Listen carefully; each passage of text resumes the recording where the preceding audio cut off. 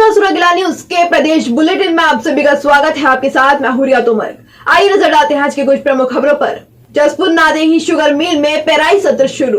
किच्छा में कार से 63 लाख नगद व 11 किलो चांदी बरामद। नैनीताल हाईकोर्ट को हल्द्वानी शिफ्ट करने पर अधिवक्ताओं में खुशी की लहर। भारत नेपाल सीमा से सटे गांव के ग्रामीणों का जीवन अस्त व्यस्त। हल्द्वानी में कांग्रेस ने निकाली भारत जोड़ो यात्रा। रामनगर में विदेशी पक्षियों की चहचहाहट से गुलजार हुआ कोसी बैराज। ठंड में बढ़ने लगे श्वास रोगी। हल्द्वानी में प्रतिदिन 150 मरीज पहुंच रहे अस्पताल। बाजपुर में ग्रामीणों ने खंड विकास अधिकारी को सौंपा ज्ञापन। कलरमोड़ा में विधायक तिवारी के नेतृत्व में निकलेगी भारत जोड़ो यात्रा। अब खबरें विस्तार से। जसपुर नादेही शुगर मिल में आज से पेराई सत्र 2022 से शुरू हो गया है। प्रदेश के कैबिनेट मंत्री सौरभ बहुगुणा नादेही शुगर मिल पहुंचे, जहां भाजपा कार्यकर्ताओं ने ढोल नगाड़ों के साथ उनका स्वागत किया।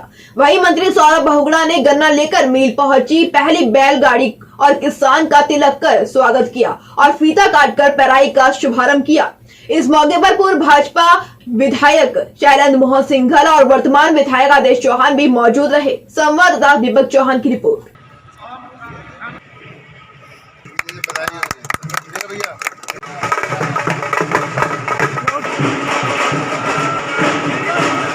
किसानों को बहुत बहुत शुभकामनाएं। आज से हमारा गन्ना पेराई सत्र नादेही का शुरू हुआ है और हमारे साथ माननीय विधायक जी रहे हैं, पूर्व विधायक जी हैं, हमारे जिलाध्यक्ष जी हैं और इस बार जो मिलों की स्थिति है बहुत अच्छी हुई है। किसानों के लिए हमने उनके रात्रि विश्राम के लिए पानी की व्यवस्था, उनके ठहरने की व्यवस्था इस बार सब सुचारू रूप से करवाई गई है। मिलों का ट्रायल रन पहले कराया गया था ताकि जो ब्रेकडाउन होते थे मिलों में, जिस वजह से किसानों का नुकसान होता था, वो ना हो। और इस बार हमको पूरी उम्मीद है कि मिल बिना ब्रेकडाउन के चलेगी भी और हमारी रिकवरी भी बेटर होगी और किसानों का फायदा भी होगा। फुलभट्टा थाना पुलिस ने उत्तराखंड उत्तर प्रदेश सीमा पर वाहन चेकिंग के दौरान एक कार से करीब 63,70,000 की नकदी सहित 11 किलो चांदी के बिस्कुट एवं पुराने आभूषण बरामद किए हैं। संवाददाता राजू सहगल की रिपोर्ट।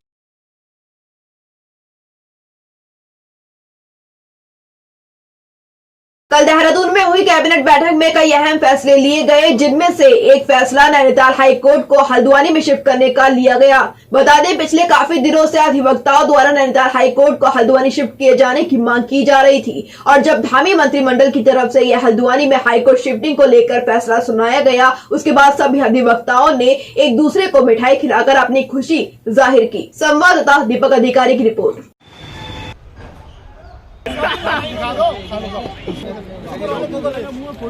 नमस्कार, मैं दीपक अधिकारी, आप देख रहे हैं सुरागीलाल न्यूज। इस टाइम पे खड़े हैं हल्द्वानी के जजी कोर्ट पे, जहां अधिवक्ता यहाँ पे इतने खुश हैं क्योंकि हल्द्वानी को एक बड़ी सौगात मुख्यमंत्री जी द्वारा मिली है। यहाँ पे जो हाई कोर्ट है वो हल्द्वानी में आ गया है, जिसके चलते हमारे यहाँ पे कुछ अधिवक्ता हैं, उनसे बात करने देंगे। विनीत जी, आज हाई कोर्ट यहाँ पे आज हाई कोर्ट का जो फैसला आ गया है कि हाई कोर्ट हल्द्वानी में ही बनेगा, क्या कहना चाहेंगे इस विषय में? देखिए, ये बहुत सरकार का बहुत अच्छा फैसला है और सरकार ने पूरे उत्तराखंड की जनभावना के हिसाब से और लोगों के हितों को देखते हुए और न्याय के मूल सिद्धांत वादकारियों का हित सर्वोपरि है, इसको देखते हुए निर्णय लिया गया है। इसका सभी अधिवक्ता स्वागत करते हैं और हल्द्वानी बार एसोसिएशन ने इस लड़ाई को लड़ा है और कई तरीके के विरोधाभास थे, उसके बावजूद भी हल्द्वानी बार एसोसिएशन द्वारा बार बार ये कहा गया कि ये अधिवक्ताओं या न्यायालय से का ही मामला नहीं है, बल्कि ये मूल रूप से वादकारियों के हितों का मामला है और उस बात पर आज राज्य सरकार ने भी मुहर लगाई हुई है। इसलिए हल्द्वानी बार के सचिव होने के नाते अपने बार के सभी अधिवक्ताओं का बहुत बहुत आभार व्यक्त करता हूं कि उन्होंने हमारी इस लड़ाई में अपना पूरा सहयोग दिया। हाईकोर्ट जब उत्तराखंड बना था तो हाईकोर्ट की स्थापना नैनीताल में हुई थी। अब कुछ परिस्थितियां ऐसी हैं कि नैनीताल में जिस तरह से भूस्खलन की घटनाएं हो रही हैं और नया निर्माण नहीं हो सकता, हाईकोर्ट का विस्तारीकरण बहुत आवश्यक था, तो उसे देखते हुए नैनीताल में ही अन्यत्र शिफ्ट होना था और उसे लेके कोई अंतर तो नहीं था, लेकिन फिर भी ऐसा लोग कह रहे थे कि नैनीताल से ये कहीं अन्यत्र जा रहा है। और सबसे बड़ा स्वागत की बात ये है, स्वागत योग्य ये निर्णय है सरकार का कि नैनीताल में ही हल्द्वानी में इसे शिफ्ट किया गया है, इसलिए इस निर्णय का स्वागत होना चाहिए। और सबसे बड़ी बात यह है कि वादकारी का हित सर्वोच्च है और एक न्याय की परिभाषा को परिभाषित करने के लिए सस्ता और सुलभ न्याय होना बहुत आवश्यक है और हल्द्वानी इसे परिभाषित करता है, इसलिए हम सरकार के इस निर्णय की भूरी भूरी प्रशंसा करते हैं। खेल महाकुंभ के चलते मनोज सरकार स्पोर्ट्स स्टेडियम में खेल ध्वज फहराकर जनपद स्तरीय खेल महाकुंभ का शुभारंभ डीएम और क्षेत्रीय विधायक द्वारा किया गया। खेल महाकुंभ का आयोजन युवा कल्याण विभाग द्वारा किया जा रहा है। कार्यक्रम में अंतर्राष्ट्रीय पैरा बैडमिंटन खिलाड़ी मनोज सरकार भी उपस्थित रहे। संवाददाता दुर्गेश तिवारी की रिपोर्ट। ट्रैक के चारों ओर चक्कर लगाएंगे श्री लक्ष्मण सिंह था।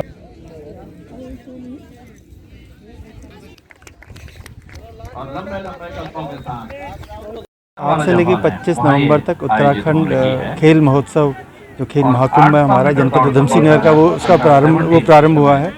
और क्योंकि विभिन्न खेलों में जो प्रतिभाएं उभर कर आती हैं, इन्हीं में से राज्य स्तर तक भी जाएंगी और कुछ ऐसे होनहार खिलाड़ी होंगे जो हमें राष्ट्रीय स्तर तक भी प्रतिभाग करेंगे और अपना कैरियर इस दिशा में बनाएंगे। तो मैं सभी को शुभकामनाएं देता हूँ। देखिए, आज जिला स्तरीय खेल महाकुंभ का आरंभ हुआ है। आज से लेके 25 नवंबर तक ये प्रतियोगिता रहने वाली हैं। आज हमारी जो बच्चियां हैं उनकी प्रतियोगिता है, एथलीट और बाकी सब हैं। इसमें अंडर 14, अंडर 17, अंडर 21 इस श्रेणी की अलग अलग प्रतियोगिताएं हैं। बच्चों में बड़ा उत्साह है। निश्चित रूप से ये प्रतिभाओं को एक बहुत बड़ा अवसर मिला है और जो बच्चे यहाँ पर सेलेक्ट होंगे, जो खिलाड़ी यहाँ सेलेक्ट होंगे, वो प्रदेश स्तर पर जाएंगे। खटीमा के भारत नेपाल सीमा पर शारदा सागर डैम के किनारे बसे सिसैया ग्राम पंचायत के बंधा बलुआ खैरानी गांव डैम में अत्यधिक जल भराव से पूरी तरह जलमग्न हो गए हैं। जल भराव से ग्रामीणों का जनजीवन पूरी तरह अस्त व्यस्त हो गया है और ग्रामीण नाव से आवागमन कर रहे हैं। संवाददाता गुरदीप सिंह की रिपोर्ट।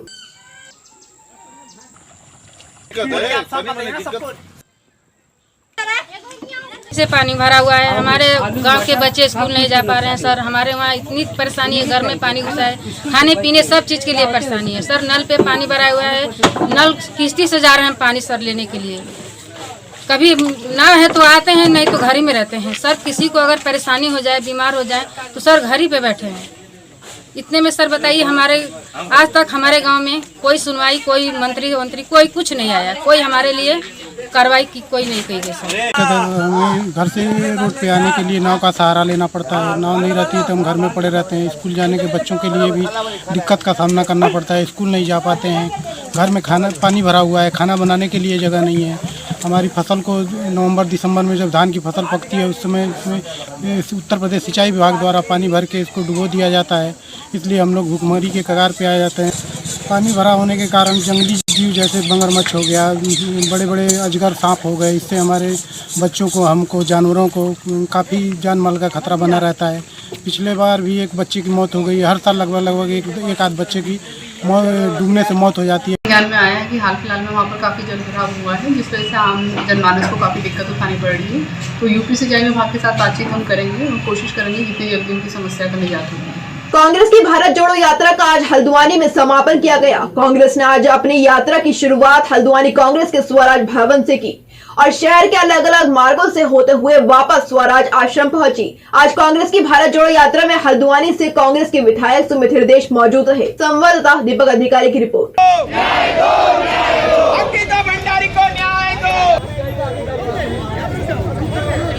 बारह राज्यों में 2 यूनियन टेरिटरीज में भारत जोड़ो यात्रा निकालने दुर्भाग्यपूर्णवश उत्तराखंड में यात्रा संभव नहीं हुई।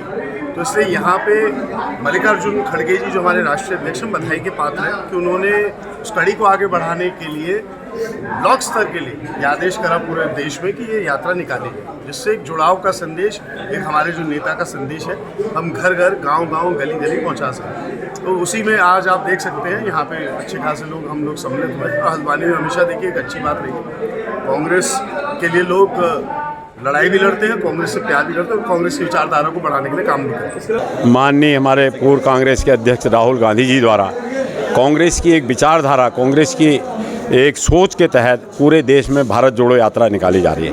उसका मकसद सिर्फ और सिर्फ ये है कि भारतीय जनता पार्टी सत्ता में बने रहने के लिए नफरत पैदा कर रही है, सांप्रदायिक द्वेष भावना पैदा कर रही है, भाई भाई से लड़ाने की बात कर रही, ताकि देश की जनता का ध्यान असल मुद्दों से हट जाए। तो आपसी भाईचारा कायम करने के लिए राहुल गांधी जी कन्याकुमारी से लेकर कश्मीर तक ये पदयात्रा कर रहे हैं। आज 70 दिन से उनको हो गए हैं।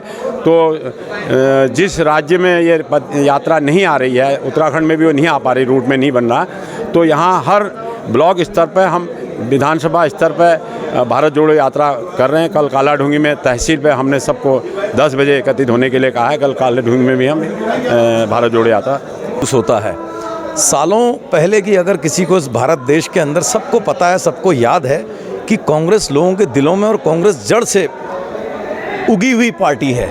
देश को आज़ाद कराने में, समाज को एकजुट रखने में, वर्गों को, जातियों को, धर्मों को एकजुट रखने में आज़ादी के बाद से लेकर के कांग्रेस की अपनी एक अलग भूमिका रही है। लेकिन बीच में आज के दिन का जो ये टेन्योर चल रहा है, जो भारतीय जनता पार्टी की केंद्र में सरकार का जो टेन्योर चल रहा है, उसमें क्या हो रहा है, किस तरह का घमासान हो रहा है, आप देख रहे हैं कि क्या समाज की हालत होगी, क्या व्यापारियों की हालत है, क्या बेरोजगार युवाओं की हालत है।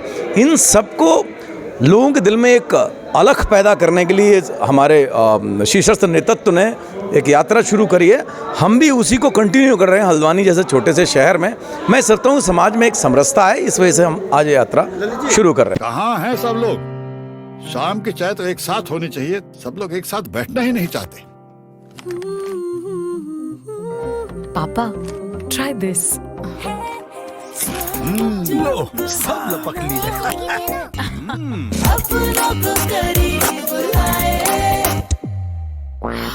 ये क्या हाल कर दिया है रूम का? बस कल से चाय? कल से चाय मेरे रूम में। देवर पान नमकीन।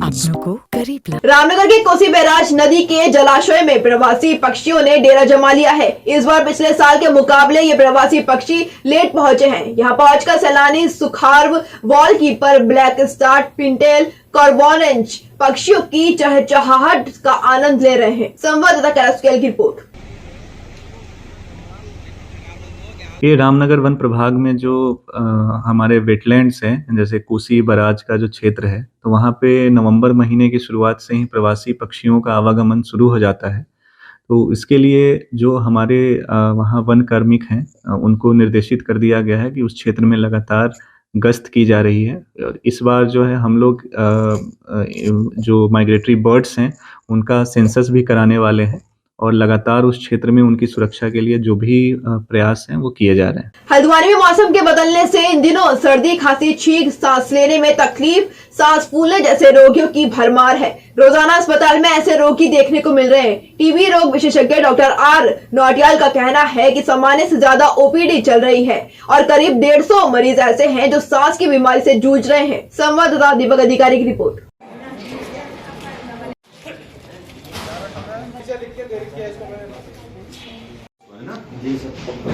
मौसम को तो हम लोग नहीं बदल सकते हैं, लेकिन अपना थोड़ा सा हम लाइफ स्टाइल चेंज कर सकते हैं। तो जैसे आपके इस समय ठंड की वजह से जो हमारे पेशेंट होते हैं, जो स्मोकर्स होते हैं या जो वो लकड़ी के चूल्हे पे या कंडे पे खाना बनाते हैं, इन लोगों को दिक्कत होती है सांस की इस मौसम में। तो यह है कि जैसे हम बार बार यही कहते हैं कि भाई आप स्मोकिंग कम करिए और जो ये आपके लकड़ी का चूल्हा है इसको रिप्लेस करिए आप गैस से। तो अगर किसी के घर में गैस की व्यवस्थाएं हैं तो वो आजकल कम से कम गैस में बना लें खाना, और जो स्मोकर हैं वो धीरे धीरे अपना स्मोकिंग कम करें। और अगर उनको दिक्कत हो रही है तो यहाँ आएँ, हम उनके लिए स्पेशल स्मोकिंग सेसेशन के जो प्रोग्राम होते हैं वो कराते हैं, जिससे कि उनकी धूम्रपान को छुड़वाया जा सके। अच्छा, इसमें इस समय लगभग जैसे हम यूजुअली 100 के आसपास मरीज आते हैं, आजकल मरीज 140-50 के बीच में आ रहे हैं। तो लगभग ये समझ लीजिए कि 30-40% का तो है ही है। बाजपुर के ब्लॉक कार्यालय में ग्रामीणों ने प्रधानमंत्री आवास योजना के तहत मिलने वाली भूमि पात्र ग्रामीणों को उन्हीं की ग्राम सभा में उपलब्ध कराने की मांग को लेकर खंड विकास अधिकारी को ज्ञापन सौंपा। इस पर ग्रामीणों ने भूमि के चयन के लिए ग्राम प्रधानों और लेखपालों से वार्ता करने की मांग की। संवाददाता शिवम गंभीर की रिपोर्ट। हमारी ग्राम सभा जमीन इतनी बड़ी है, 2 बीघे वो करा रहे, जमीन खसरा खतौनी मेरे पास है और मैंने देखिए हमारे ग्राम पंचायत जो 60 ग्राम पंचायत है हमारे ब्लॉक में, जिसमें यह है सर कि पिछली बार जो मकान मिलते थे गरीबों को, जो प्रधानमंत्री आवास मिलते थे, इंदिरा आवास मिलते थे, तो पहले 14 मिलते थे। अब क्या हुआ कि हमें विकासखंड अधिकारी ने गाँव के प्रधानों को फ़ोन करा कि अपने गाँव के जो लाभार्थी लेकर आओ। जब हमें लेके पहुँचे तो बीडीओ साहब ने बताया कि आपको जो है हुसैनपुर नाम के गाँव में गदरपुर में आपको पट्टे दिलाने हैं लाभार्थियों को। हमने उनसे पूछा कैसे, कि भाई उनको जो पट्टा मिलेगा 1,30,000 मिलेंगे और पट्टा मिलेगा, मगर उनका जहाँ वो लेना है उनका नाम राशन कार्ड से, उनका आधार कार्ड से, पहचान पत्र से, परिवार नाम काट दिए जाएंगे।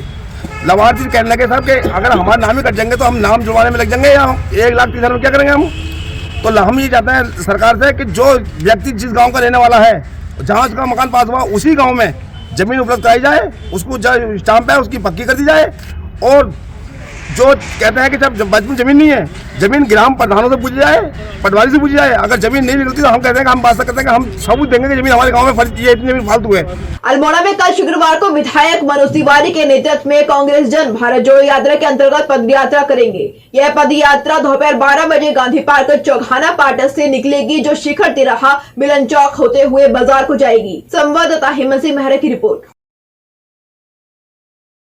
आज के लिए इतना ही। उत्तराखंड से जुड़ी तमाम खबरों के लिए जुड़े रहिए सुराग लाल न्यूज के साथ। धन्यवाद।